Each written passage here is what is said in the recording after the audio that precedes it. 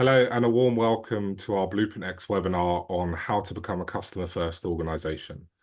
I'm Nick Pierce, Enterprise Relationship Manager at Bluprintx, and I'll be coordinating the session today along with my colleague Carly Schrager, who's our Head of North America Marketing Automation Engagements.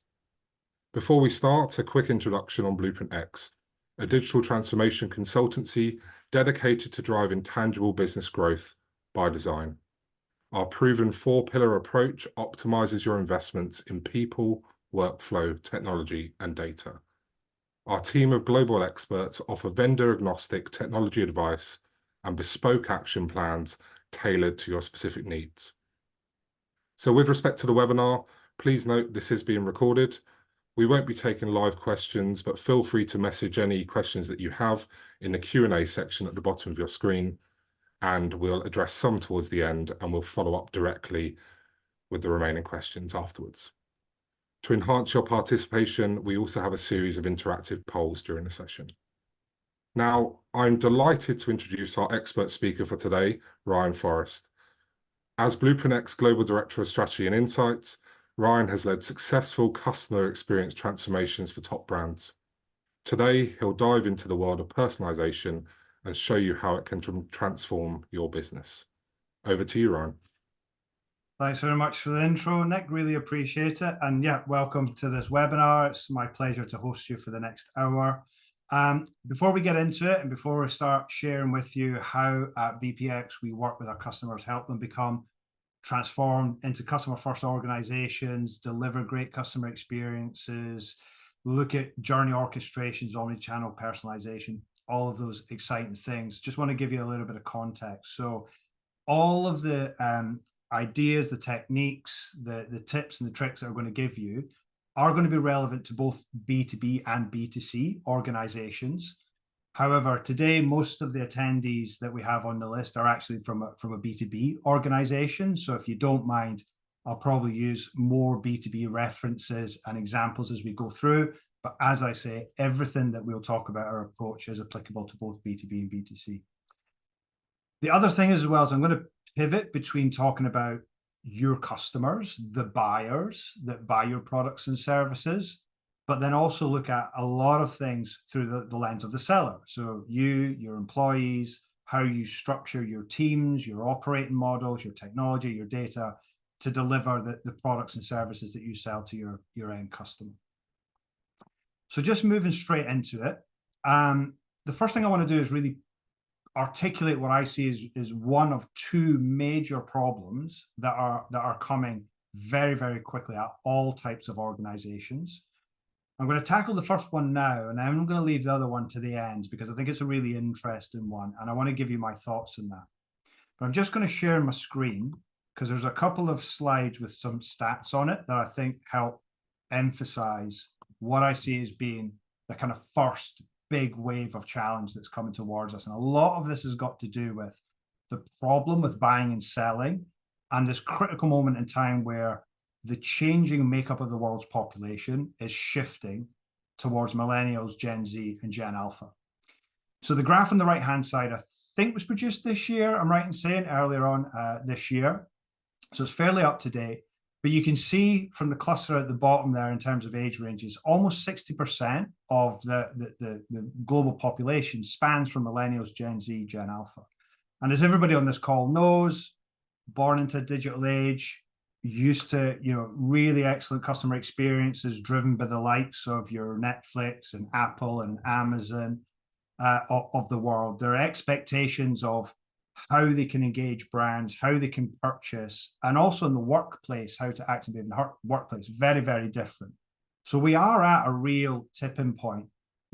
By the end of this year, 27% of the global workforce is going to be made up of Gen Z. So we're already seeing that. And in a lot of our clients that we work with, we see the influence of Gen Z inside organizations, regardless of, again, whether you're a B2C organization or B2B.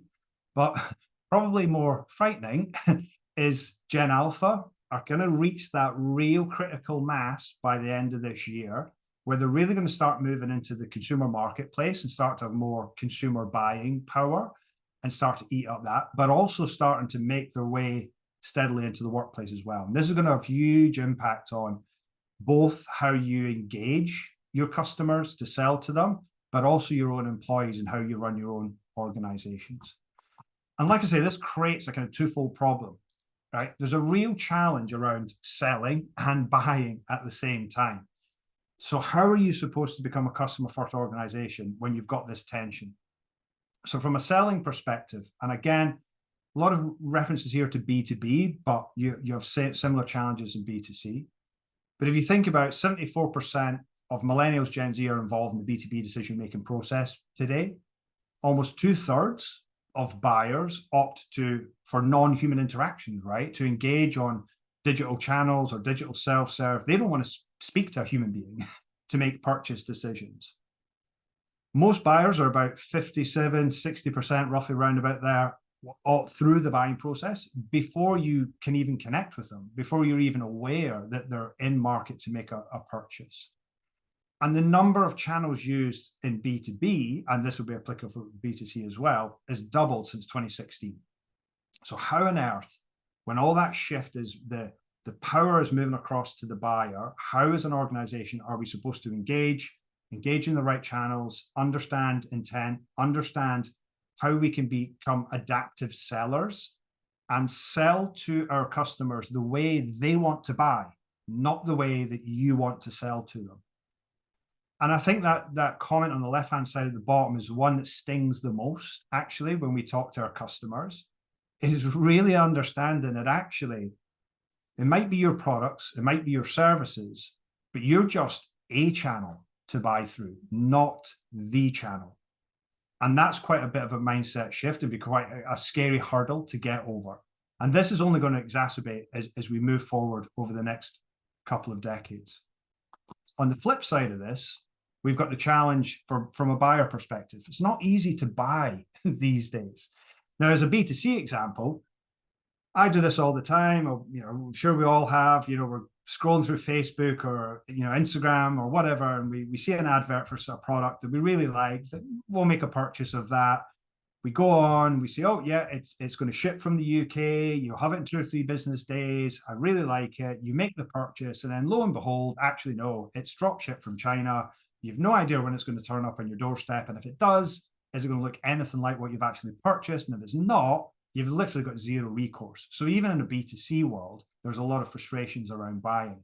In B2B, it's even worse, right? A lot of B2B organizations on this webinar know how difficult it is with buyer groups, decision-making groups, to move them through a decision and buying process. But if 77% of buyers, according to Gartner, state that their last purchase was really complex, really difficult, 70% say large purchases require significant amount of internal change to adopt those. So again, a lot of the attendees on this webinar, as you'll know, maybe in the marketing space or the sales space or the service tech space, if you've ever purchased your own CRM or maybe a customer data platform, journey orchestration platform, a CMS or digital experience platform, loyalty tools, sometimes it's actually buying the tool is one thing, but getting the business to accept the amount of change that needs to go into it around those tools or around those new business models or around those new ways of selling to customers, that can create a lot of friction. 57% identified cultural resistance and organizational disconnect has also been one of the challenges.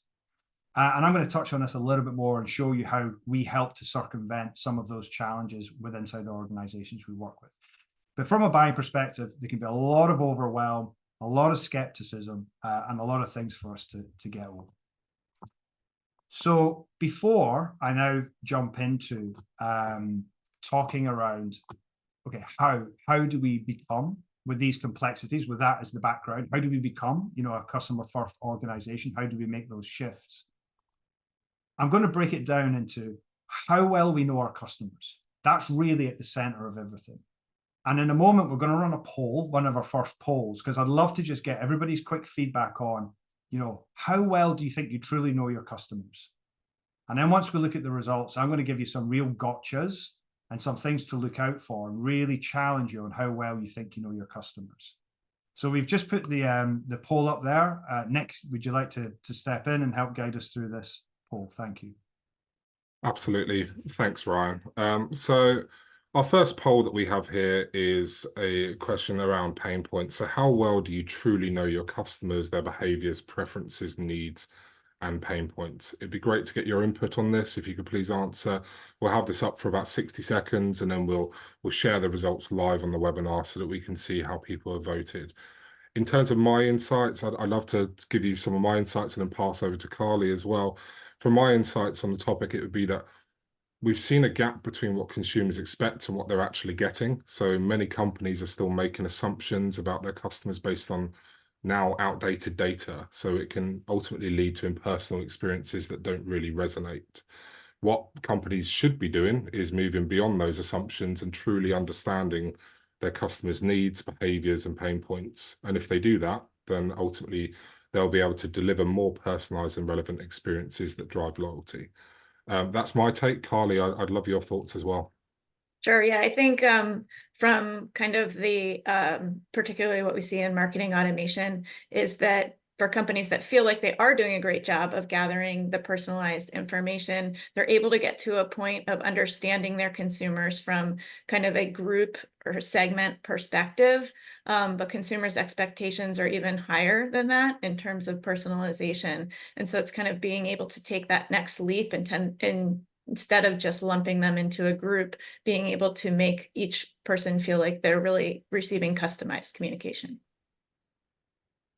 Fantastic. So I think we're going to be ending the poll in about 10 seconds time. So if you haven't voted, I'd encourage if you could vote, and then we'll close the poll and then share the results and take a look at that. And there we go.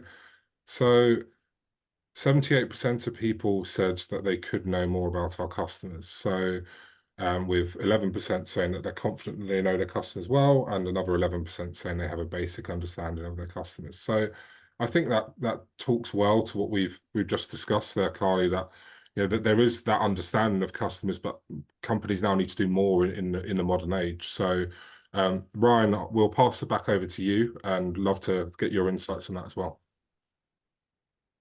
Yeah, sure. So that's really revealing those results. So thanks for that.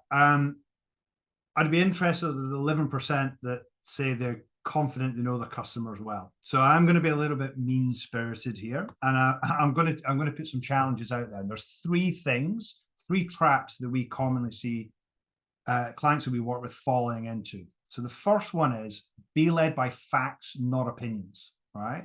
So we see a lot of clients who will spend lots of money on developing ICP audience, the segments within those audiences, defining who their target segments and audiences they want to go after, bringing in product, sales, marketing, customer success, bringing in outside help to try and craft that and really understand what they're targeting, who they're trying to target.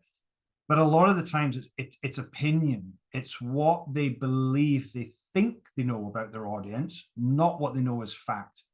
And this is where data becomes really, really critically important. And I'll give you an example of this. A couple of years ago, it was a manufacturing client, and they built and manufactured, large industrial machinery. And to their own words were, our products aren't very sexy. What we sell isn't very exciting. They're big purchases, but actually our target audience, we know, and this came directly from the CEO and the chief sales officer in a room. Our customers are, in their words, large, fat, balding, middle-aged white men who've been in the same job for the past 25, 30 years. All the sales they do with our account managers are all over the phone, or the deal's done over lunch. They all know everybody's, family members and kids' names and what. And that's our target audience. That's who we sell to. We need to just sell more to those. But actually, when we showed the data, and we actually showed the evidence and the fact that that's not quite correct. Actually, now those customers, it's a decision-making group. There are more influencers involved. There's more decision makers separate from an economic buyer. That's just happening in the background. Doesn't mean to say it's not happening. And actually, the makeup of those are quite a younger audience who have got a very different idea of how to engage in that sales process. And despite being presented with the actual hard facts, they still weren't having any of it. They still thought that their opinion mattered more and their perception mattered more. So really, really, really ask yourself, do we know as fact about our customers, and have we got the data there? The second trap is explicit and implicit preferences and behaviors. So there's a great deal of studies done that tell us that as a human race, we're terrible predictors of our future behavior. And similarly, we have customers who spend a lot of money on, forums, customer focus groups, industry research, customer surveys, direct feedback from customers, collecting all this information. What products do you like now? What products would you like to see developed in the future? What preferences have you got? What else are you interested in the world? All of these things. Then they spin up products and services and start selling them and wonder why they don't resonate. Don't really trust what your customers say. Look at what they do.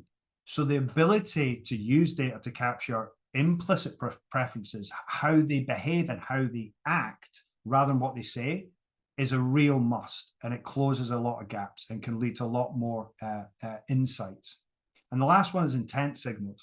So maybe a lot of you in this call already use intent signals, buyer signals. It could be, somebody's visited a high value page or downloaded a product spec sheet or asked for a quote or a demo or, put a product into a cart and not actually, checked out of it.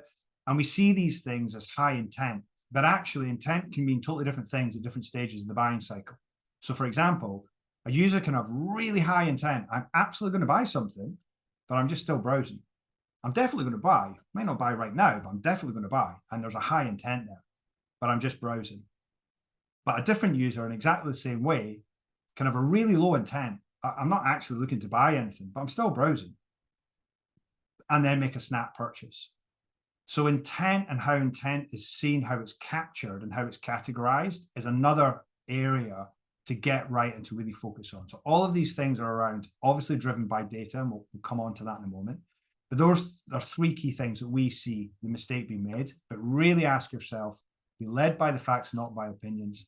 Look at explicit and implicit preferences and behaviors and categorize and deal with intent signals in the right way. You do that, you'll build more focused, relevant customer insights, be able to segment and target on behaviors rather than assumptions. So that's understanding the customer. Now I'm going to break down the core pillars that most businesses like ourselves, most transformation consultants will focus around: people, process, data, technology. But I'm going to give you the example of the learnings that we've brought forward from 2 or 3 years ago. Because one of the most impactful, transformative periods, if you're an agency like Blueprint or you work in transformation or strategy transformation, technology transformation, was the COVID period, right? That period during COVID, to give you some context, as a transformation consultant, you might work on one big transformation project over a 12, 18-month period, maybe 2 at the most. We were working on 4, 5, 6, 7 every single year, every year for 3 years. And there was so many great learnings that we took from that we still hold and we use to underpin our strategy today. So if you think about it from a people perspective, I touched on it earlier about cultural resistance and the barriers and the blockers to change and adopting change, to become a customer first organization. That all got stripped away. Business as usual took a back seat and innovation was accelerated, right? All this stuff that we do day in, day out, the core products that we sell, where we make most of our revenue, it just works. Every year we get some growth. Just keep doing business as usual. Forget innovation. That got flipped on its head. And all of a sudden, innovation, accelerating that innovation was brought right to the fore. Focus instantly became how best to engage and sell and serve the customer, not the shareholders. So all of a sudden, it was like, we need to engage in a totally different way with our customers because of the restrictions of COVID. So we build everything around the customer. How we structure our teams, our skill sets, who we put in what roles internally, how we serve them, the business models. Embracing business models was one of the most exciting things. So we had businesses that all of a sudden spun up a subscription model in a matter of weeks, curbside pickups, businesses that had never sold via e-commerce, having to adopt e-commerce, businesses that just jumped on having chatbots or communities so they could scale engagement with customers because of the sheer volume of inbound inquiries. The best people were put on those high priority initiatives. The right skills, the right talents, and the right role focused on those initiatives. And of course, lastly, budget and investment was made instantly available, right? Because it was almost during COVID, that safety blanket of the cost of doing nothing is so high, I'd rather make an expensive mistake. We'd rather go and invest in these technologies, take a punt on these business models, go and hire these people into the business to fill the skills gaps that we have, and find a new way of operating and a new way of working. That's preferable. If we make an expensive mistake, it's better than doing nothing because the cost of doing nothing is too high. So we've really tried to keep that essence in everything that we do today, because unfortunately and predictably, post-COVID, most clients have gone back to that previous MO, previous way of operating. And as a result of that, to give you an example of some of the things that happened during COVID that we still see today that's still being retained. So global law firm that we worked with that heavily invested in an online community forum as a way to handle like a high level volume of inquiries that were being swamped. So they created an online community just to do that. They've persevered with that. Today, that's a really thriving community of self-serving customers, creating lots of user-generated content that marketing can reuse. But that community actually drives huge insights into customer needs, their preferences. It informs new products, new services that a law firm go to market with in different regions. It's a huge part of what the business does and provides huge value to the business. And that just simply was something that spun up out of COVID and might never have seen the light of day. Large grocery chain in the US invested obviously in click and collect, contactless, curbside pickup, modern channel engagement. And again, that's still in place today because they facilitated a new way of engaging customers. I drive home from work, I pass the grocery store, I pull up to my container with my number on it, I take my groceries, I put them in the trunk and I drive back home. That's just the way I want to do it. I don't have to go in store and I don't have to get them delivered to me because when I'm not in. So I determine when I pick them up. That's still in place today. A couple of consumer goods companies that we worked with, they introduced subscription models, and not in 18 months. They did it in weeks, spun up a subscription model. And at the time, for some of their hero brands, like some of their biggest brands, and at the time, even during COVID, the revenue from that probably only accounted for a fraction of their overall revenue. But today, those subscription models for some of those hero brands make up 50% of the total revenue that they do. Something that would never probably have looked at really doing if it hadn't have been for the catalyst that was COVID. And then last, like a large sports apparel brand that I worked with in the past, investing in modern channel selling and social selling via like Instagram, Facebook, through instant messaging like WhatsApp or WeChat if you're in China. And today, that's grown to over $1 billion revenue stream. But not only is it a big revenue stream for them, it's actually drastically reduced the cost of acquisition and the cost of engagement and the cost of selling, because they're engaging directly and selling directly through channels that their customers want to buy and sell in. So design your operating models, your org structures, get the right people in the right role, based around how you want to engage your customers and how your customers want to buy from you, not how you want to sell to your customers. Maximize the resources that you've got, the skills that you've got, and use automation to help increase capacity within your teams, right? A lot of the attendees today here maybe run marketing teams, customer service teams. Reduce the amount of manual, boring, repetitive work that your great talent is doing, automate that so that they can focus on truly delivering great customer experiences. And also something to think about is really improving the employee experience and providing a sense of career growth. Because we see this a lot. Let's say, again, you're adopting a new technology that you want to put into your business. We see a lot, if you can show an employee, you're going to learn a new tool, you can get certified in that new tool. That's going to lead on to career development for you. You're going to learn a new area of the business. You're in marketing, you're going to learn more about the crossover with customer success. You're going to improve your skills, you're going to improve your career opportunities. and give them the sense that they can grow with you is really important as well. So that's kind of looking after people. What about process? I've mentioned a little bit about operating models. There was a big impact on processes as well, how we get work done. Change management was absolutely critical during that COVID period. And change management and a good change management program forms the foundation of what we do with our customers to help them make this kind of transformation and transition, if you like. Because if you think about it, pre-COVID, it was, oh, we want to, put a new CRM in place, or a new DXP in place, or we want to create a content supply chain with connecting digital asset management with creative tools. 12, 18 months, period of transformation, period of change. You've got time to make those changes, but all of a sudden that was like, we've got 6 weeks. So what happened was the kind of permission to fail was higher. Look, we know we're throwing technology at you. We know we're throwing new ways of working, new ways of operating, new ways of engaging customers. We're going to make mistakes, but it's okay.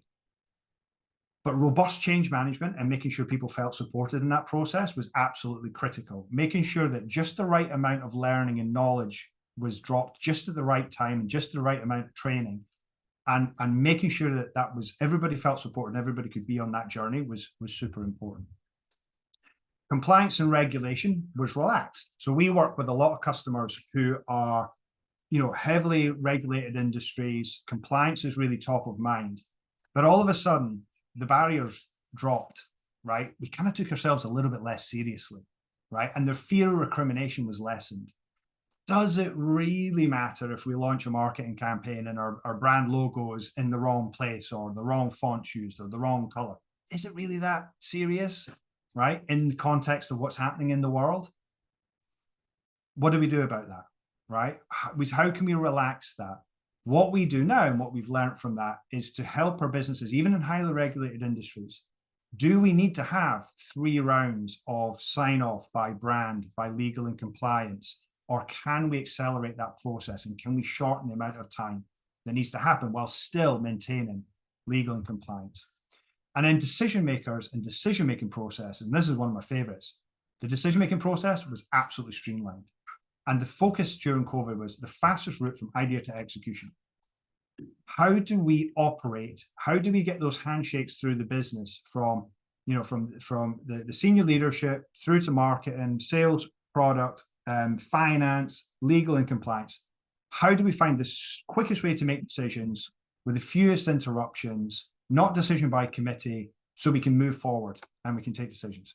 So we really try and look from a process perspective to remove as much friction from your processes, incorporate a clear direction, employee autonomy, right? Give people real autonomy over what they're doing day to day to make decisions, and kind of remove those cultural resistance, those barriers, and put a really clear change management program in place. Then technology. So 3 things that we've carried on when it comes to technology. And again, I know a lot of the attendees today here have, go through transformation projects, buy products that they can use to deliver, improve customer experiences to their customer, whether those are data tools or technology, SaaS products. The first one was evaluate tools faster, right? Pre-COVID, sometimes it would take 12, 18 months, sometimes even longer to make a decision on what CRM system we want, what customer data platform we want to go after, what CMS system we want to use.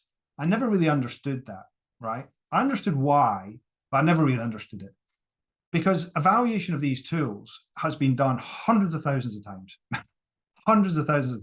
over and over and over again. The same tools, really A/B'd next to each other in the same organizations with the same overarching tech structure and the same situation as our clients. Why are we taking so long? This shouldn't take so long. So we've actually carried that on, and we've got that process down to weeks, not months. We've got it down to 6 weeks. We can go from, and not just select a tool that's right for our clients, but design then the design of it, the architecture of it, the use cases for it, and how that's going to be rolled out, and the change management program around it. It doesn't need to take that long. Also think in terms of mini ecosystems or domains within technology as well. So a lot of transformation projects, sort of pre-COVID, was everything. We have this huge, global architecture driven by IT, owned by IT architects. If we want to make a change, we have to go through many rounds of approval to get things, to get things moving forward. And people were trying to do too much, trying to boil the ocean. We need to go after market and sales and service transformation all at the same time around our customer and trying to bite things off. What we do at Bluprintx, we break it down and think about it in terms of mini ecosystems. So two of the most popular at the moment are content supply chain. So everything upstream, right? Everything from here is our campaign creative that we're thinking for our upcoming campaigns, getting the briefs out to agencies or internal creative teams, getting the content developed, reusing assets that are already there, getting it all approved and signed off, ready to press send and press go on your campaigns. That's going to involve workflow management tools, digital asset management, content creative tools. Create that mini ecosystem and get that right first, right? Don't try and boil the ocean. Once you can get that right, then you can move on to the next mini domain. Personalized journey management is another one. A lot of what we're talking about today around customer data platforms, journey orchestration tools, digital experience management tools, customer journey analytics tools. Again, mini ecosystem, develop that mini ecosystem, and then try and launch that. And then the third one is MVP a hell of a lot faster, right? Have clear business impact for an MVP or a proof of concept, and what are the core use cases? Today, particularly in the economic climate of today, businesses need to show and unlock value really quickly. If you're going to invest in new technology, if you're going to restructure your teams and your business functions around customers, if you're going to launch a new business model, you need to show value really quickly and unlock that value, and then you need to show incremental improvements. So really try and focus on build it once, round core use cases so you can reuse it, and that leads to less tech debt. So evaluate tools faster, think in terms of mini ecosystems, and be faster with your MVP. And then that leaves data. So we come full circle back to the conversation at the start about data. Now, obviously, to deliver great customer experiences, personalized journey management, deliver in real time, really shape what we do around a customer has to be underpinned by some kind of 360-degree view of the customer. According to Gartner, 82% of businesses aspire to achieve a 360-degree customer view, but only 14% have actually achieved it. And I can pretty much vouch for that. But what is it that the 14% do that everybody else isn't? And for me, this really comes to asking yourself and being truthful about your readiness to build towards a customer 360-degree view. So here's some of the things when I say about readiness that you have to have in place if you want to build on top of this. Permissions and consent and preferences. None of this works if you don't have robust, up-to-date, compliant consent to market to and to engage your customers. Permissions, not just explicit permissions of you can market to me with email or in this particular channel, that particular channel, but also what are the preferred channels that we see implicitly, because we just know we send you lots of emails, you never open them, but you will answer every SMS or every instant message that we push to you. So what are those implicit, explicit, preferences, channel preferences and product preferences? Behavioral and intent data, again, touching on what I spoke about earlier. Having clear strategies to bring in behavioral data, bring in intent data. In order to do that, that's going to be underpinned by data tagging and ingestion. We have all of our web properties, our apps, our social channels. We have all these digital properties, digital real estate. If you don't have a robust tagging and data ingestion strategy, then you're really going to struggle to really, again, go back to what I said at the start, really understanding your customer and the data behind that. That then leads into the master data management, right? Where are we going to house and keep this customer 360-degree profile? How are we going to unify lots of different data sources across lots of different devices that a customer uses and bring that together in a unified profile? First party, second party, third party data. Bring it all together with behavioral intelligence, with intent signals. But here's the thing. I've seen far too many customers build really expensive data warehouses. You can't get the data out quickly enough. You can't get it in quickly enough, and it takes far too long to process. So it has to be available sometimes in real time or near real time. Even in the world of B2B, where you've got a little bit more leeway, you have to be able to get data in, out, and through that master data management. And then finally, the hygiene, right? Is the data hygienic? What's the quality of the data like? Do we have really stringent governance and security around our data? Do we have data management policies in place? And what is the availability and connectivity of that data to all the different micro, units and those different domains, right? Marketing want customer data. Customer service want customer data on their tools. Sales want that data. Field sales want that data.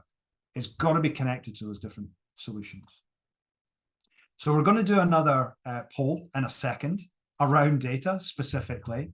But just before we launch that poll, and I bring Nick back in to do that, we actually ran this poll on LinkedIn just in the weeks leading up to this webinar. And actually, what was the biggest barrier to personalized journeys? The first one that came up, 75% of people in that poll had said a lack of customer data is what's stopping them. And the remaining 25%, it was technology limitations. So we don't have the technology, limited by technology, and we don't have the data. So Nick, if I can bring you back in just now and launch the second poll, I'd be really interested to see what the challenges are around the customer 360 view.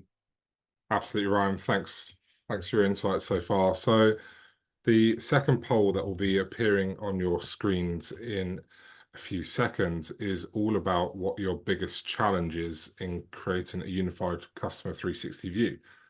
So again, similar format to last time, we'll leave the poll up for approximately 60 seconds. Appreciate your input in voting in the poll. In terms of my perspective on this, having a unified customer 360 view ultimately these days is essential for driving personalized experiences. However, what we do find when we're talking to lots of clients is that many organizations are still struggling with integrating data from multiple sources, ensuring that their data quality is of a good enough standard, and effectively assessing what the correct insights to drive the personalized engagements. So overcoming those challenges, therefore, in my opinion, is crucial to building that comprehensive understanding of your customers and delivering those exceptional experiences. Carly, I'd love to bring you into this conversation as well, get your thoughts as well. Yeah, these are definitely really common challenges that we see clients facing. I always like to point out that I think at a high level, a lot of clients check the box on each of these items, but the devil's in the details. So you may have the integrations, but things are slipping through or not happening as you expect. You may have the data populating, but actually when you check a specific key field, it's less populated than you thought it was, or it's not as accurate as you thought it was. So those are super common challenges that a lot of companies run into. 100%. I believe there's about 10 seconds left on the poll. So if you haven't already voted, I'd encourage you to do so. And then we'll shortly see the results and see what everyone has said. So here we go. So the top answer, 75% of people, to your point exactly, Carly, have ensuring data quality and accuracy is their biggest challenge in creating that unified customer 360 view, with 25% says about integrating and aggregating data from multiple sources. So really great insights there. Thanks to all who participated. And Ryan, we'll pass back over to you.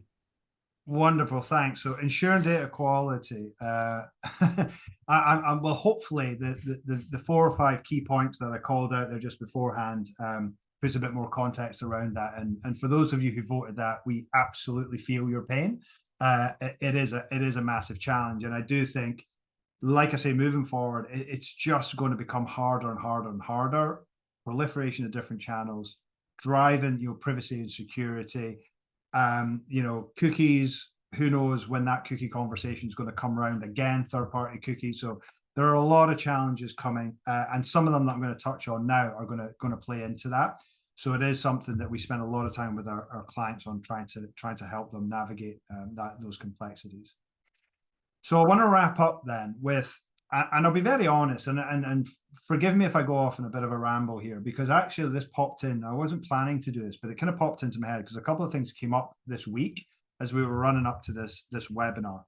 And it's really the second part, the second challenge that I see coming that is going to be really jarring. And it's going to have an impact, I think, like social media did, very similar to the impact that COVID had. And it really is coming back to what I said at the start about, the shifting expectations, shifting demographics, and really about the rise of buyer control. And how on earth, as organizations, do you prepare for a generation that frankly just doesn't want to talk to you and actually doesn't really want to engage with you, and almost in a touchless society? So bear with me on this. First of all, there's the behavioral aspect, right? So like we've alluded to, those new demographics that are coming through, brand loyalty is waning, really starting to wane. And brand loyalty is not going to save businesses. We know with each passing generation, they're less and less becoming less and less brand loyal. They have more opinions. They have more options of brand. They will cancel a brand and change brand at the least little thing that happens that doesn't align with their values, the least thing that they say. If you back the wrong celebrity with your brand campaigns or your influencer campaigns, you're in trouble. So there's a lot of things that can have quite a big impact here. From an employee perspective, from the seller perspective, you're bringing employees into the business, completely different work-life priorities. They'll move jobs a lot easier. They'll have a really low tolerance for any kind of internal business friction or slow corporate processes. They're just not going to put up with it. They're going to source their own solutions that will enable them to do their job better probably than the tools that you might put in front of them. So there's going to be a lot of challenges there from a seller perspective and from an employee perspective as well. But here's where it gets interesting. Non-human engagement. We're talking here about how to become more customer-centric, more customer-focused, deliver customer engagement. But right now, and I know this because I ran it through, and it was a friend of mine that showed it, and I couldn't believe this, but this is what he's already doing. He's written a bot using voice-to-action commands, so an AI agent, a bot, using purely voice-to-action commands saying, I want you to go away and I want to search and book a holiday for me. I want to leave on these dates, come back on this date. We're going to fly from this place. I want to go to these types of locations. I want to do these types of activities. And this is my budget. Text me 4 or 5 options. And within, minutes, he's got a list of 4 or 5 options back. And then he just texts back and went, I'll go and book option B for me. And this agent went off and actually booked his holiday and got it booked in. That's not engaging with a person, that's engaging with a bot, right? Now think about that application for you want to change phone supplier, you want to change your utilities supplier. Last year I went through, which was quite a painful process, pension consolidation, right? I don't need to do that anymore. I've got far more interesting things to do in my life than spend ages of my spare time, looking at pension consolidation plans and suppliers. So there's so many applications coming where there is going to be non-human engagement, right? And certainly the next example I'm going to give you, I can certainly see this applying to this one particular individual. Because the next thing I was considering is I see a shift of ownership coming where engagement and personalization with customers, that's going to shift where that happens and how that happens. So despite a lot of the advances that a lot of the organizations that you all represent and the customers that we've worked with, despite the advantages and advances in digital channels and digital realms and digital real estate, it's still very much a build it and they will come mentality. So a lot of talk about our website, our app, our social channels, right? You still need your customers to come to you so you can control the experience, the personalization. You can control how things are sold, how things are positioned. You can control all the data. That I see changing in the next 5 to 10 years, where you'll actually have to engage on the customer's infrastructure, not your own. So the example I was going to give is my 13-year-old nephew. So he's 13. He doesn't realize what he's doing. He doesn't realize what's happening in the background. But he's already building a vast ecosystem and infrastructure using things like Minecraft, or it could be Roblox, or Horizon Worlds, I think is that the metaverse. There's a few other things out there like Decentraland, Fortnite. He's built his own little world. When he comes home from school, digitally, he goes into his world with his friends, plays his games. You're not allowed in. right? He determines who gets into that world and who doesn't. He determines what data is captured and what's not stored. He's doing things like taking Instagram, for example, and bringing that into his virtual world. But he's almost post-filtering what you would get in his native feed. I don't want to see this person's post. I don't want to see that person's post. I only want to see from my friends that are in this universe that we're all, sharing, and we're all connecting in this space. So how on earth are we going to engage when it's on their terms, it's on our customers' terms? So I think that's another kind of interesting area that I'm going to spend some more time thinking through and what the potential impacts of that's going to be. But this is the last one and the big one. A return to proprietary technologies and solutions as a business, right? So if you think about, as a company, we want to build our MarTech stack out, our sales tech stack, our service tech stack out. Way back in the day, and some of us, were part of that, of let's build our own proprietary CRM system or, capability. We've got a team of developers. We'll have to maintain it. We'll have to fix it and do patch updates. And we'll have to have a program of development and releases. And we built our own systems. Then, obviously, all the pain that some of us have been through in that experience was then replaced by, okay, well, let's go to the main vendors. Let's go to the Salesforce, the Adobes, the Oracles world, and we'll buy something off the shelf that does the job for us because it's going to be maintained, it's going to be kept up to date, it's going to continually evolve, it's going to have new capability released, and it's going to be on someone else's head to make it work. We'll learn how to use it. I don't think we're that far away from going back to building our own technologies and solutions. And to kind of what triggered this thought really for me was, some of you may have seen it. There was a video doing the round, and I think it's Eric Schmidt, the ex-Google CEO, giving a talk at Stanford. And he came up with a scenario. He said, let's imagine TikTok was banned tomorrow. You could literally say, using agents, using AI developers, and AI architects, make me a copy of TikTok, steal everything, all the content, all the users, repackage it under a different brand, and re-release it into the app stores. And if it doesn't go viral, we don't get our first 1 million users in the first 2 or 3 days, try something else. And according to him, he said we're 1 or 2 years away from being able to do that. And I kind of was a bit skeptical about it.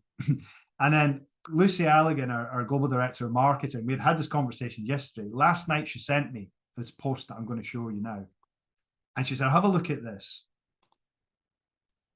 So just to show that I'm not being overly sensationalist or overly dramatic, we found this post.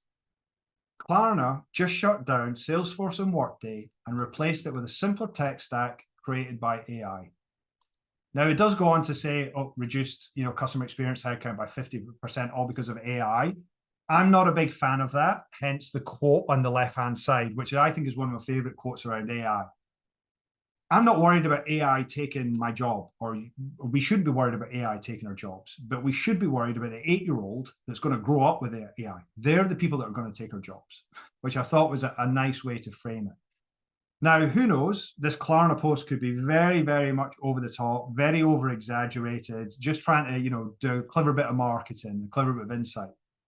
But I really do think, and I really do think we're going to get to a point, maybe within 5 years, where we are going to start as businesses developing our own tools, using AI agents, AI engineers. We can rebuild most of the functionality, host it at a fraction of the cost, and deliver almost all of the functionality that we need. And I can even see that being down to an individual user level. So just throwing an example out there, you're a sales rep, you're in your CRM system you've built, you're missing a report or a dashboard, and you literally just say to your AI agent, build me a report and a dashboard that shows me all of my pipeline, all broken down, all of the deals that I've got, and what my next actions are. And it'll go away and build it and drop that widget in, and you've got it done. And I think that's where we're going to get to. Might be a long way off, might be a little bit of a utopian dream, but I think there's some really interesting concepts there. So I'm leaving you with that, and I'm more than happy for you to drop some challenges in that or some thoughts in that. in the chat, and we're happy to follow that up because, like I say, it's a thought, a kind of thought thing that I've had in the last couple of days that I'd really like to explore.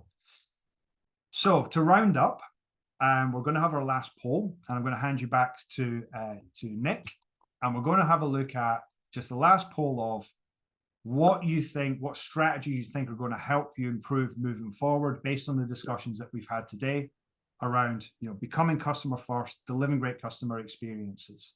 Nick, if I hand over to you again. Thanks, Ryan. Yeah, really interesting talk track. I think definitely there is a need for companies to embrace AI and automation as part of their processes and workflows, to keep evolving to meet their customers' needs.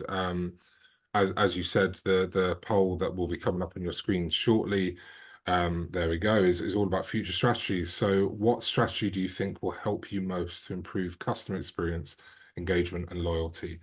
Again, similar format to last couple of times, 60 seconds. Please put in your votes, and Carly and I will give our take. Well, Carly, from my perspective, I think ultimately the key to establishing that successful customer data strategy has to be to adopt a holistic, almost cyclical approach that focuses on ultimately understanding your customers, but then delivering them the exceptional experiences based on those understandings, and then having that continuous feedback loop to keep on learning and optimizing to make the customers ultimately feel that their needs are continuing to be understood over time.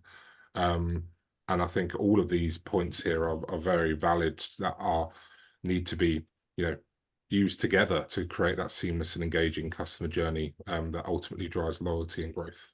What's your thoughts, Colin? Yeah, I would agree. It's such an exciting time that we're in technology, that AI is coming into play, and everybody's just sort of scrambling to figure out the best way to integrate it into our businesses. I mean, as with everything, I think it's worth exploring each of these categories, as in there's not one silver bullet, but really I think it's finding the best combination, and which one is going to take on the most traction quickest and make the biggest impact for your business. 100%. Greatly put, fantastically put, Carly. I think that's it for the poll. So we'll shortly see the results. There we go. So 71%. Yep. Again, it's all about data. So data strategies, and 29% personalization and experience strategies as well. So no real surprises there, I think, from our side. Ryan, your thoughts on that? Yeah, data loud and clear. Interested that AI power solutions didn't get a single vote. I think that is interesting because in the talk track we have a lot with our customers. It is there. It is top of mind. It is something that, are we over-indexing on AI and the application of AI? There's a lot of runway still to go in what's the most effective way for businesses to leverage that. So yeah, it's an open and it's an ongoing discussion, but something that on a daily basis, everything changes in the AI landscape. So it's definitely something that we have to have top of mind, and we do look as much as possible at how we can, first of all, assess the readiness for AI, because like with all of these things and all of the clients we work with, there's a level of readiness before you adopt AI. What's that path to AI? Is something that we help customers understand as well, because it's not something that's going to go away. It's only going to get louder. But as the poll shows, none of that matters if you don't have the data underneath it. 100%. A really interesting topic. Look forward to seeing how the next couple of years pan out with AI and further automations. Now, it would be great if we could turn our attention to, just before we close, to a couple of the questions that the audience have submitted during the course of the webinar. So the first one, Ryan, that I had was, and again, you touched upon it during the webinar, but how can we overcome resistance to change within our organization when implementing a customer-first approach? Great question. One of the things that we do as part of our change management program is a change readiness assessment. And again, what we do in that is we grade all different facets of your business on a level of readiness to make change. It's about identifying different groups within the business. And it can be quite personal at times. And I don't mean personal to individuals, but personal to a business, to identify the pockets of resistance. Who are the pockets of resistance? And then starting to create a specific plan to break down that resistance. And that might be an entire department. It might be breaking down resistance of a process. It might be an individual that has their own agenda, that's working against any kind of internal change. And it's creating a tailored plan to work with those people to try and break down those silos of change. And one of the things that we're very good at Blueprint is identifying and getting access to senior stakeholders who can make the change, and also empowering senior stakeholders to be brave enough, because it's really difficult when, Nick, you spend a lot of time, talking to, some, C-suite, owners of big budgets, a lot of pressure on their head to prove value. And they're scared. They're scared to make those changes. They're scared to take a bit of a leap. And we're very good at identifying that and giving them the confidence that they can make moves and can move things forward. So that's kind of one of the first things that we do as part of our change management program. And then we layer that out. And that's how we go about tackling some of those cultural changes. Fantastic. Thanks, Ryan. And I think that ties quite nicely into the second question that I'll pose before passing back over to Carly for closing out. How can we measure the effectiveness of our customer experience initiatives? Wow. Okay. Again, coming back to the data, right? We would typically put in place an OKR, KPI, lead and lagging metric framework around all different types of customer engagement. And I think, again, if you break it down into, obviously there's key conversion points. Everybody's got them in every business. B2B, B2C. Is it a purchase? Is it cart abandonment? Is how far down the customer life cycle? Is it retention? So what are we trying to achieve as a business? But then within that, there are many, many layers, and it's identifying those layers to understand what are the levers that would change that behavior, and how do we go about getting the data points to go and measure it. And then creating that measurement framework that can cover everything from, as I say, those main key conversion points through to intent signals, through to behaviors, lots of different things that we can do to measure the success of those initiatives. That's it. Thanks so much, Ryan. Well, pleasure. Thanks to all for your involvement, and thanks, Ryan, for your insights. I'll pass over to Carly now for some final messages. Thanks, Ryan. Thanks, Nick. Thank you all for joining us today.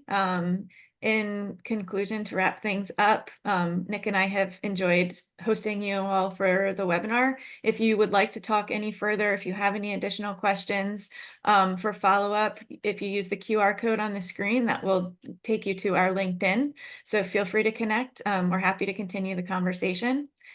And for anybody that's around the North America area, we are going to be at a few conferences, me and the team. So at the end of September, we're going to be in New York City. We'll be in Chicago at the beginning of October from the 6th to the 8th for Quartz Network CMO Summit. And then in November, we'll be at the B2B Forum hosted by Marketing Profs in Boston. And if you're going to be at any of those, let me know, because I would love to come say hi and talk in person. And in London on October 22nd, if you're going to be at CMO Summit, meet Nick and the team, and they would love to also say hi and have additional conversations. Thank you all so much for joining us. Thank you to Ryan and to Nick. This was a wonderful session. Pleasure. Thanks very much, everyone. Thank you. Thank you for your time.